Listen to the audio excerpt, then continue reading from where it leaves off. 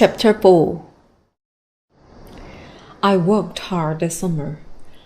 I met a lot of business people and began to understand my job. I enjoy living in the East. I like New York and its crowds of people. I didn't see Jordan Baker for a while. Then, about midsummer, we met again. Was I in love with Jordan? I don't think so, but I enjoyed being with her. Gatsby went on giving parties, and Jordan and I went to some of them. All the most fashionable people went to Gatsby's parties. They came to Gatsby's house, drank his wine, and told each other crazy stories about him. He's a bootlegger, a crook, a gambler. He's killed a man. All these things were said about Gatsby, but no one knew the truth about him. And why he went to giving parties, no one cared. One morning, late in July, Gatsby's car stopped outside my door. It was the first time Gatsby had called me. "Good morning, old sport," he said. "You're having lunch with me today. We can drive up to New York together." Gatsby got out of his beautiful yellow car and stood beside it proudly. "It's pretty, isn't it, old sport?" he said. "Have you seen it before?" Of course I'd seen it. Everyone in West Egg knew Gatsby's car, yellow and silver, as shown in the morning sun. We made ourselves comfortable on the green leather seats and set off for New York. I hadn't talked much to Gatsby before. I was interested in him, but I knew very little about him. As he drove along, Gatsby didn't say anything at first. Then suddenly he spoke.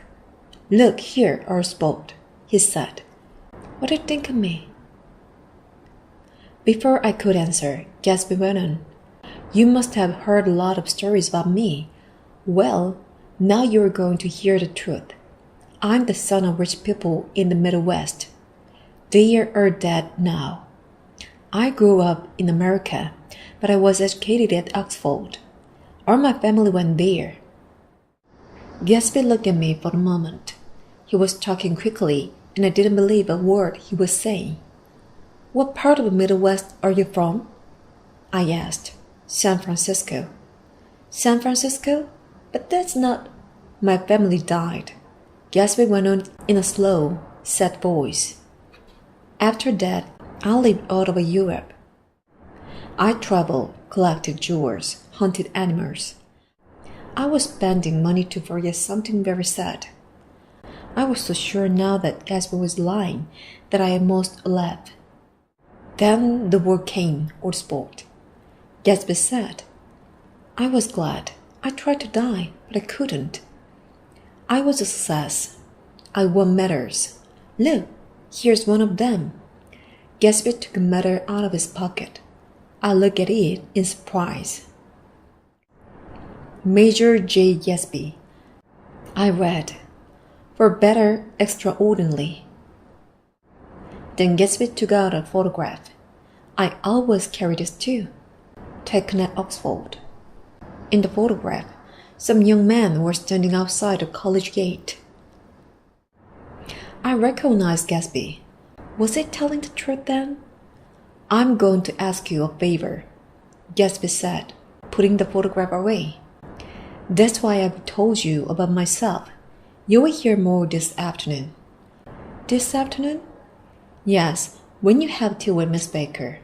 I've asked her to speak to you about a certain matter." Gatsby drove faster. As we passed Wilson's garage, I saw Mother Wilson selling gas.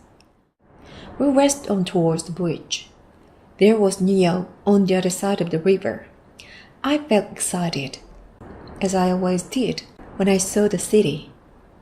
Anything can happen in New York, I thought. Anything. I can even believe Gatsby's story.